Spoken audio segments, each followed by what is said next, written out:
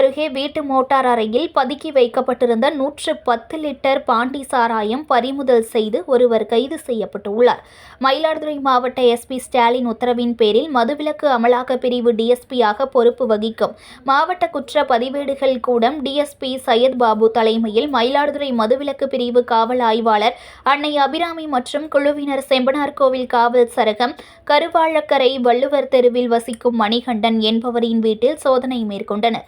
அப்போது அவரது வீட்டு மோட்டார் அறையில் 110 லிட்டர் பாண்டி சாராயமும் 180 மில்லி கொள்ளளவு கொண்ட பாண்டி சாராய 91 பாட்டில்கள் கைப்பற்றப்பட்டன. சாராயத்தை சட்டவிரோதமாக விற்பனைக்கு பதுக்கி வைத்திருந்த மணிகண்டனை கைது செய்து வழக்கு பதிவு செய்து நீதிமன்றத்தில் ஆஜர்படுத்தி போலீசார் சிறையில் அடைத்தனர். செய்திகளை உடனுக்குடன் தெரிந்து கொள்ள லைக் பண்ணுங்க, ஷேர் பண்ணுங்க, சப்ஸ்கிரைப் பண்ணுங்க, மறக்காம கமெண்ட் பண்ணுங்க.